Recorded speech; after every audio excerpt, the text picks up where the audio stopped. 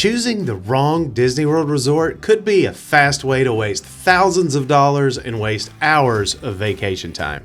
That's right, there are over 20 resorts on Walt Disney World property, and while we love something about each one of them, they are not all created equal. So we have settled the debate and we've ranked each of them from worst to absolute best. That's right. Krista and I have actually stayed at all but 2 of the resorts on this list.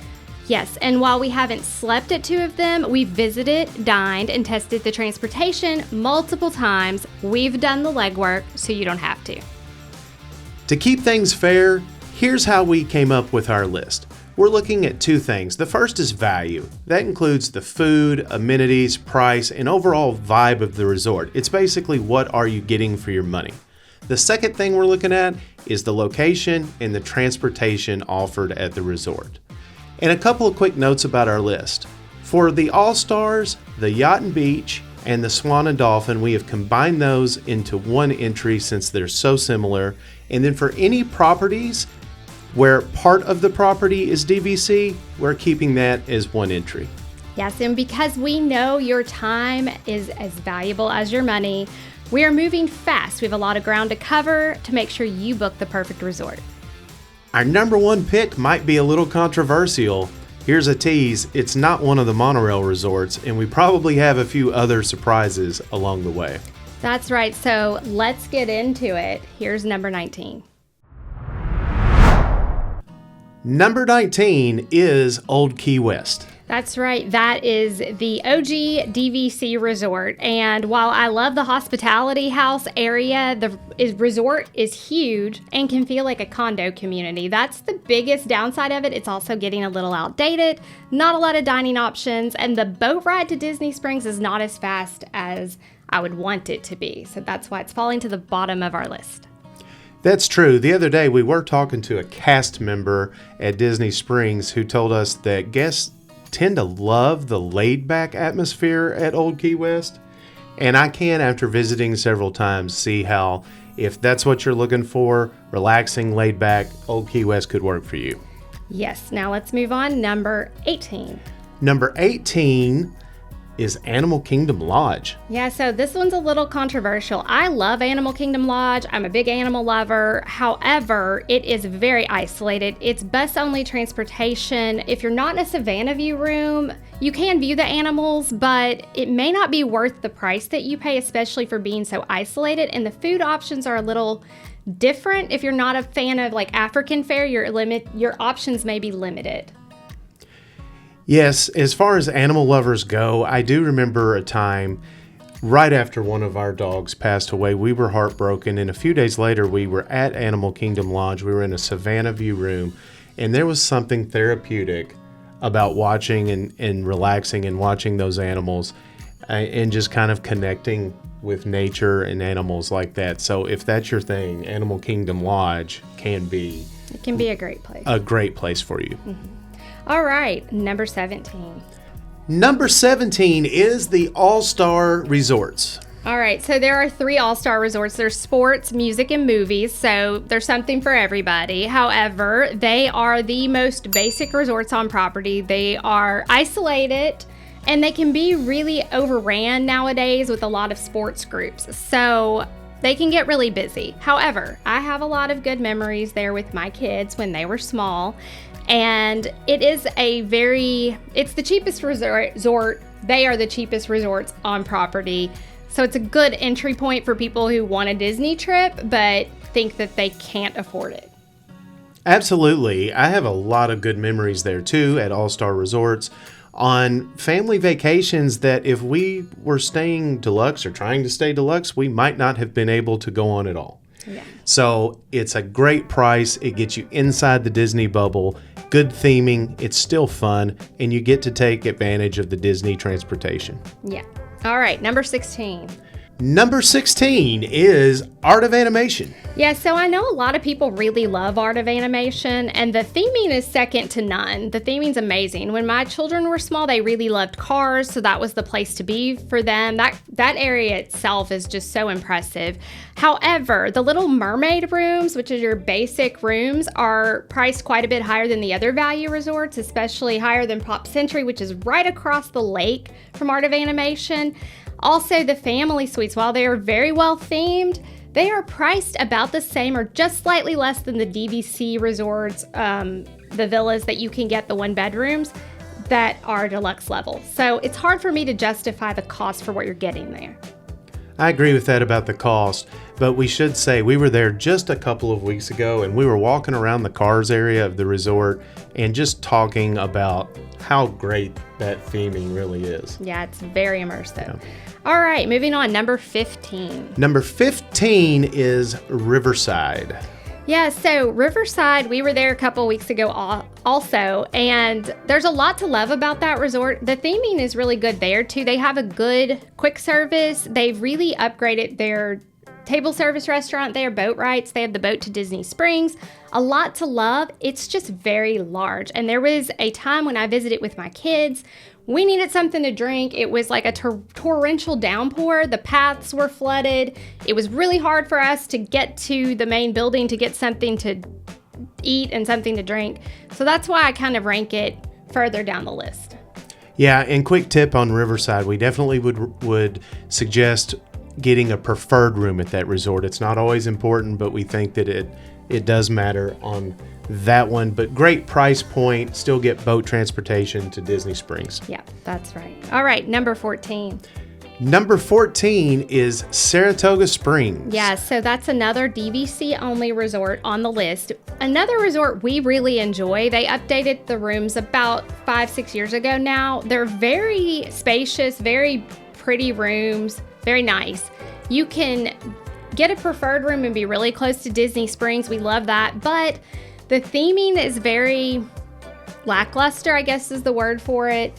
It's pretty isolated other than being near Disney Springs, so you do have to bus everywhere else, and there's just nothing that stands out about the resort to put it higher on the list. That's true, but here's the thing about Saratoga Springs. I never wanted to stay there until we finally did, and then I really liked it a lot.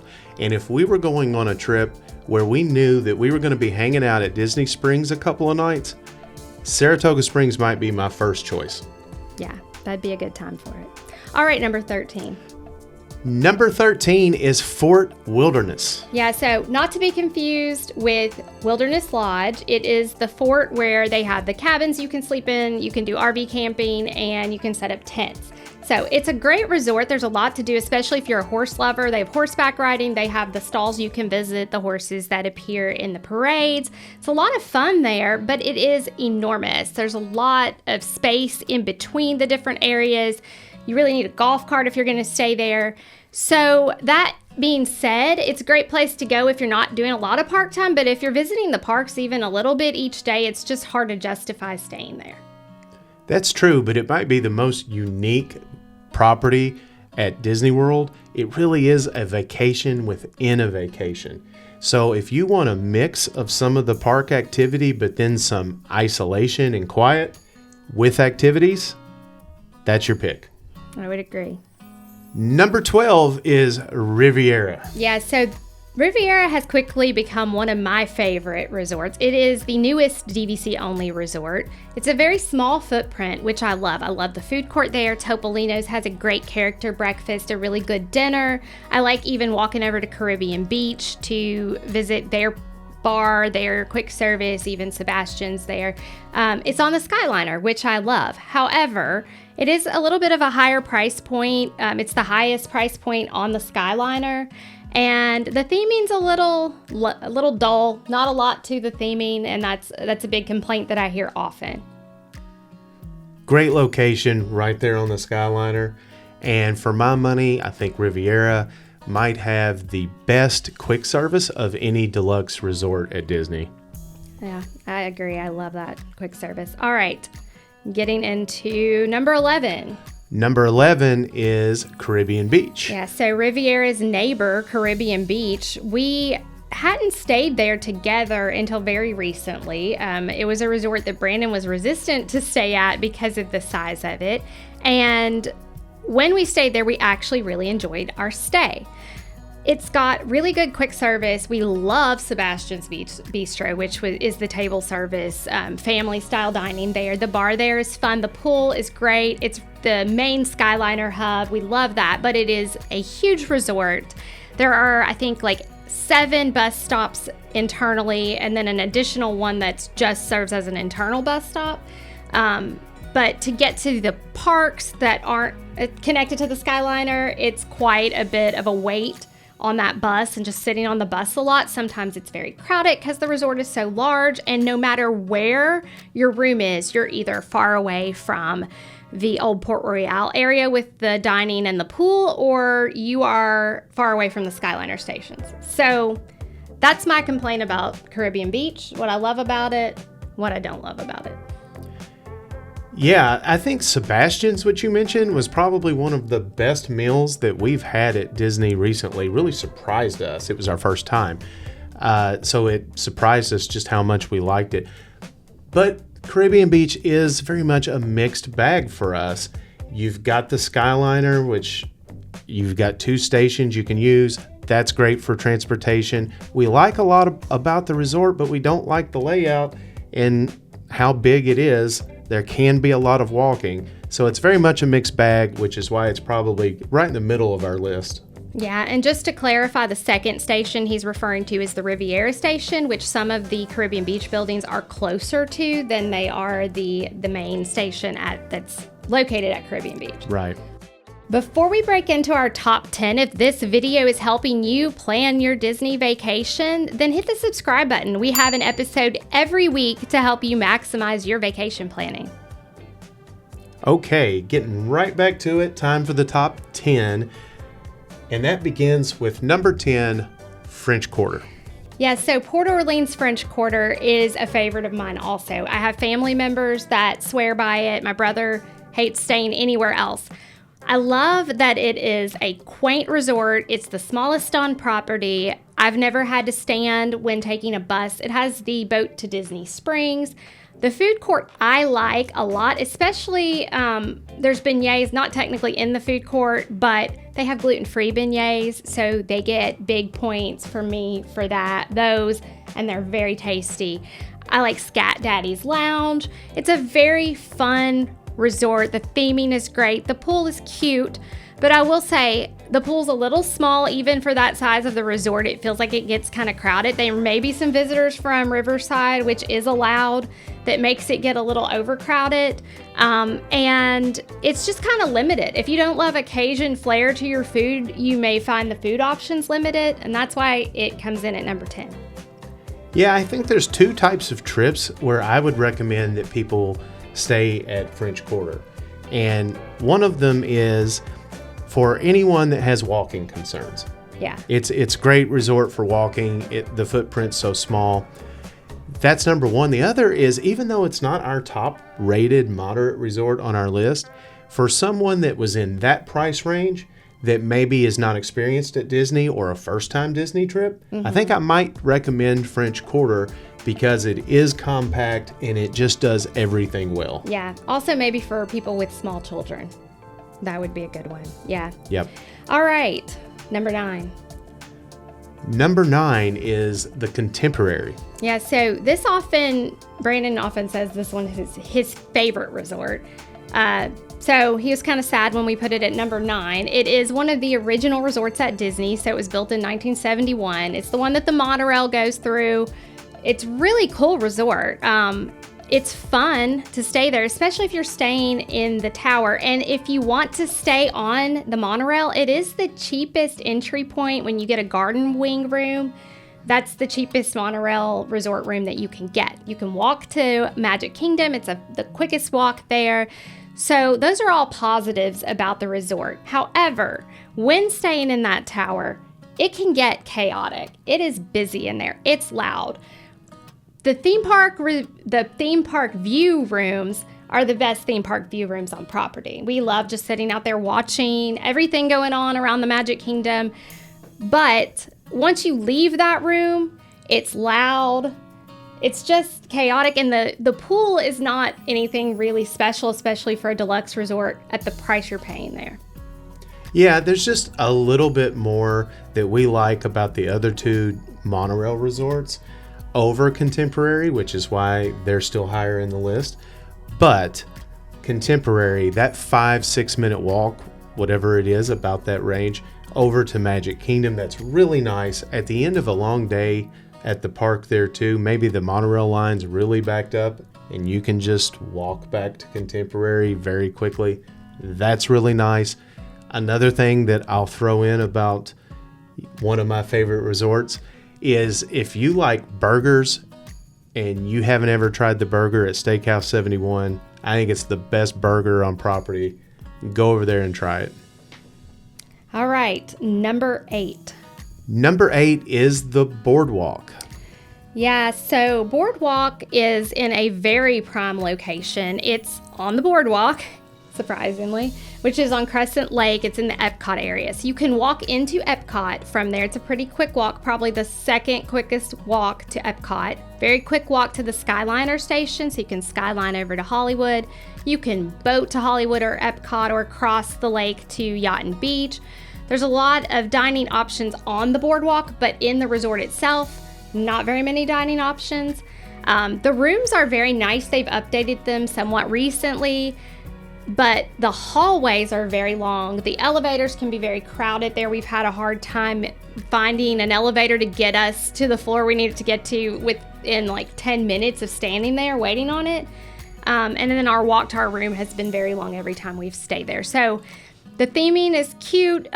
It's not, really over the top, but it's fun. I would say the pool is too small for the size of the resort, in my opinion, and the hot tub is barely existent. It's so tiny. So those are my thoughts on Boardwalk. Some people love it. I've heard a lot of people say it's their favorite, but that's how we feel about it. Yep, great location, and walking around the boardwalk itself is a lot of fun. Yes. It's just that the couple of other resorts that are in the same location we like better for other reasons, which we'll get into. That's right. All right, number 7. Number 7, speaking of those resorts at the same location, yes, is Swan and Dolphin. Yeah, so there's also the Swan Reserve, but we actually haven't ever even walked inside the Swan Reserve. So if you've stayed there, please let us know in the comments what you think of it, if you think we should try it out, because we've never been there. So we did not include it on the list. But Swan and Dolphin. So in the 90s, we drove past there a lot when I was a kid, and my brother, he was obsessed with that resort, wanted to stay there. Actually, probably the Dolphin was the one you could see the best from the highway. I also was fascinated by it. Never stayed there till a couple years ago. They have great food options there. The pool there is very nice. The location cannot be beat for the price point that you get. They do have the boat transportation to Epcot, Hollywood Studios. However, no more bus transportation directly to the parks. No more, it doesn't have the same, like you used to have a Disney bus that would pick you up like the other resorts. But even with that, I still think it's a pretty good buy. It feels outdated to me, kind of feels like it is stuck in the 90s. But it's still a good place to stay. And if you want to be in that location, it's the best price you're going to get most of the time. I think maybe when I was a kid, there wasn't a resort at Disney that I wanted to stay at more than the Swan and Dolphin. It's very enticing from the interstate there. It just looked so... Not interstate, but, Yeah, from the road, driving by. It just looked so cool with those colors and the shapes and everything. The big draw here is the location and the price. That's the thing. And it still is a nice resort.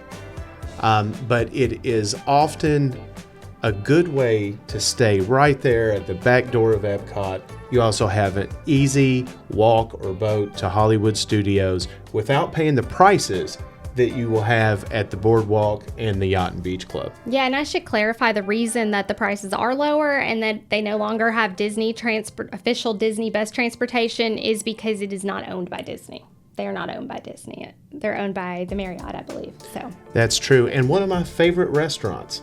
Oh, yes.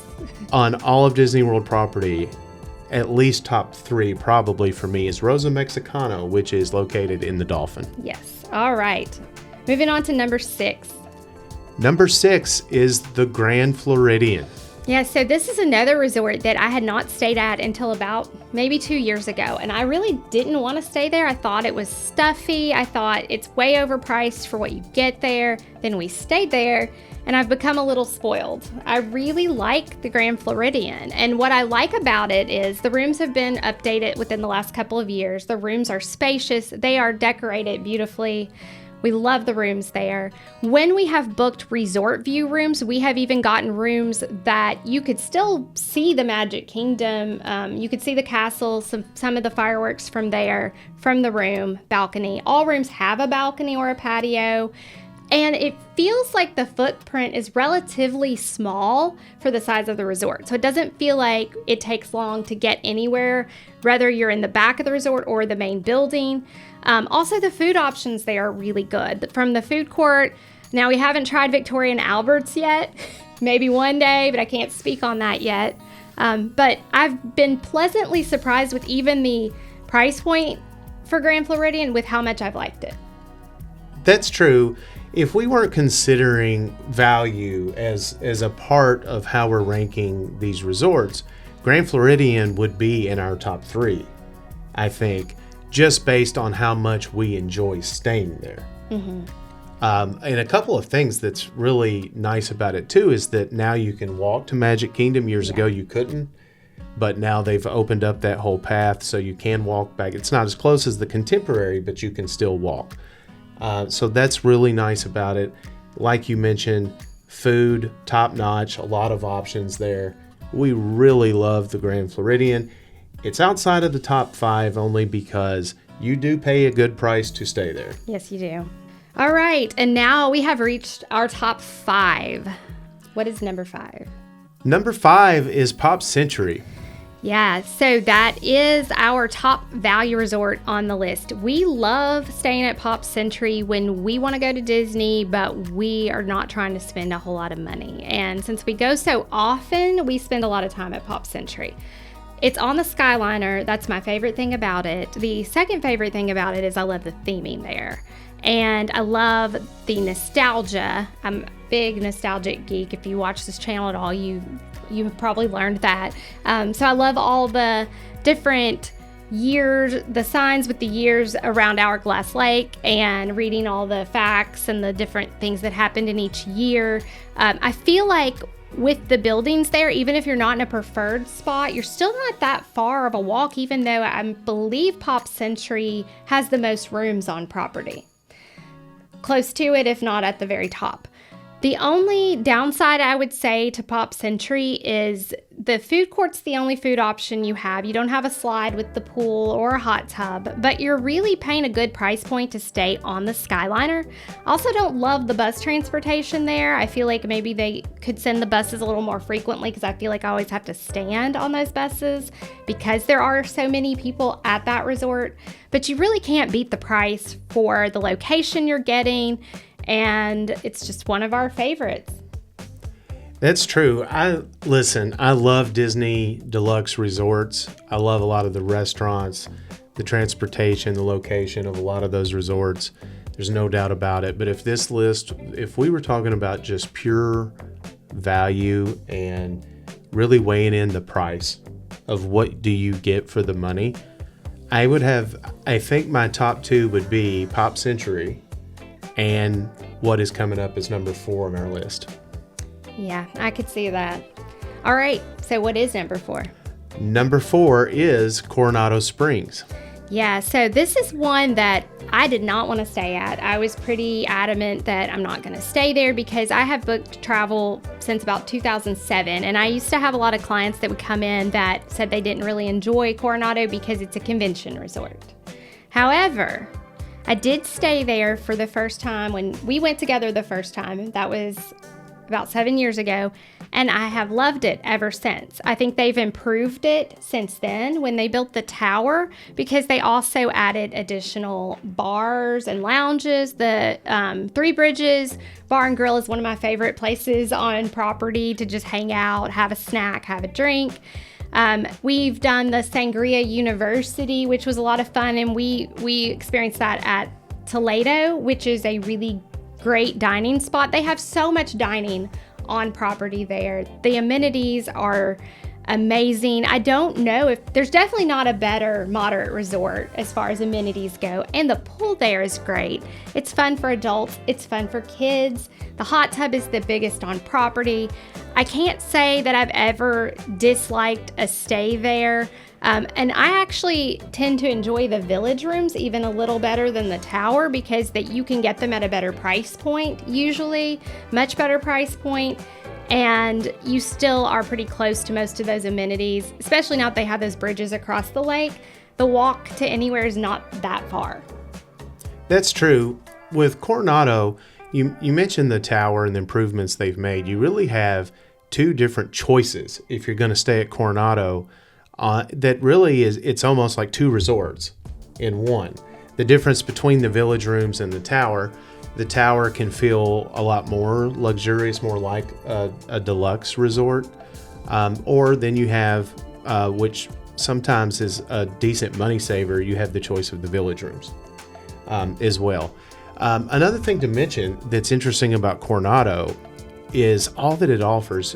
We're talking about a lot of the restaurants and the bars, the lounges. It also has a club level lounge. It does. And it's the only non-deluxe resort that has a club level lounge, which we've visited. We've stayed in a club level room there at Coronado. We liked it a lot. We did. And it's a little bit cheaper in some cases than the other deluxe club level experiences. So yeah, just so much to offer at the moderate price point at Coronado Springs. And I finally did get you to stay at Coronado about 7 years ago, and you walked away really loving it after that.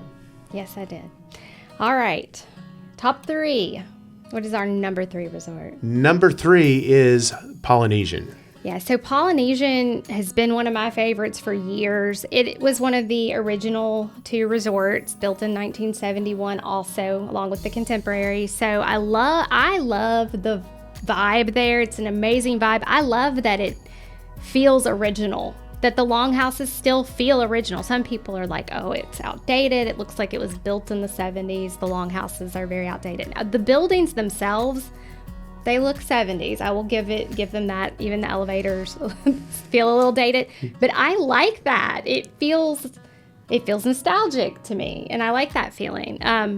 Vintage Disney. Vintage Disney, and I enjoy that because the rooms are nice. The rooms are updated. They're very nice. The tower, I was kind of mad when they were building the tower, like a lot of other people. But we've stayed there, and I have really fallen in love with the tower as well. They already had 2 great pools. The Quiet Pool was actually a really good pool. The Volcano Pool's amazing. The Tower Pool's really nice. The splash pad there is great. They have good food options. My one big knock against the resort is Captain Cook's is just too small. And if anybody hears this that has any power over this, please build a bigger food court, because now you have the tower guests too, and that place is just too crowded. You can't even hardly get in there to get a mobile order. So that's my big knock against the resort. Transportation is great there. It's one of my favorites. It's a high price point, but you get a lot for what you're paying, and the vibe is amazing. I agree with everything you said, especially about Captain Cook's. A lot of deluxe resorts, several of them, I like the quick service better than the Polynesian. Other than that, though, the Polynesian is great. Everything else about it is great. And if it wasn't for the high price and us really liking the other 2 resorts that we haven't named yet, Polynesian would probably be number 1 if its pretty high price didn't hurt it just a little bit in the rankings. Yeah, I would say so too. I agree with that. Okay, coming in at number 2. Number 2 is the Yacht and Beach Club. Yeah, so this is my personal favorite resort. And again, I hadn't stayed there till a few years ago. I prefer beach just slightly over yacht because of the theming, but both are great. The best pool on property is Stormalong Bay. They share the pool. The restaurants, really, between the two of them, you pretty much share the amenities there. Beaches and Cream, we always seem to find ourselves there even when we're not staying at Yacht and Beach. I feel like it's just got a fun vibe. The food isn't really overpriced. The ice cream is good, like the desserts. My favorite thing about Yacht and Beach is how close it is to Epcot. I love walking into Epcot. There's a lot of times I've had to work from the resort, and on lunch I can just pop into Epcot, grab something from one of the food stands during the festivals, and then get back to work. So that's my favorite thing about it, but I feel like you can get it for a good price point sometimes with a good discount, and the location can't be beat, and it's just a fun atmosphere and my favorite. That's true. It's really both of our favorite resort. So you're admitting now that it's your favorite. I think so. Yeah, it really is a favorite for both of us at this point. Now, maybe our kids are older.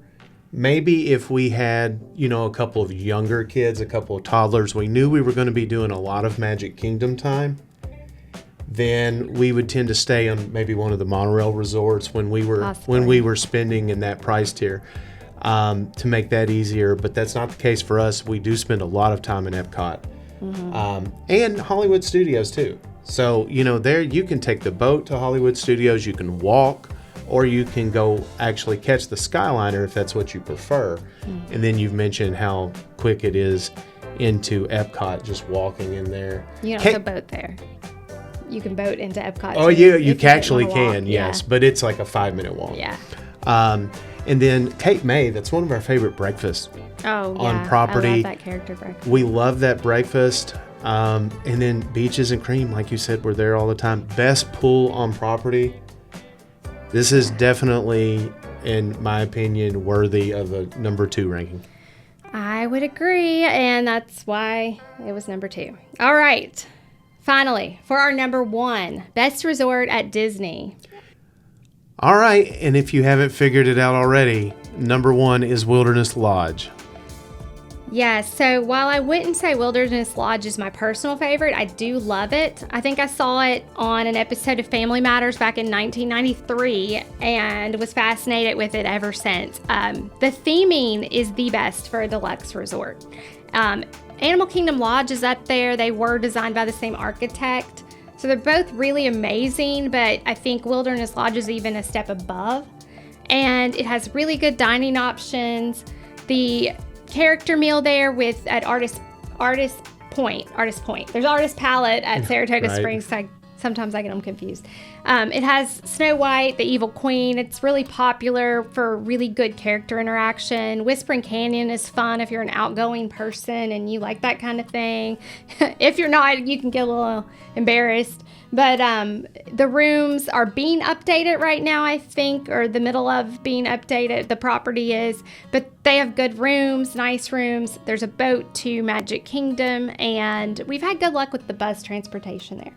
It always feels like they have one of the first bus stops at every park, which I feel is unfair when I'm not staying there. But I'm not sure if that's accurate or not, but after a long park day, you notice those things. There's nothing better if you're walking to the bus and you see that your resort is one of the first, couple. Or when you're not staying there and you see that it is, and yours is much further down. So, right.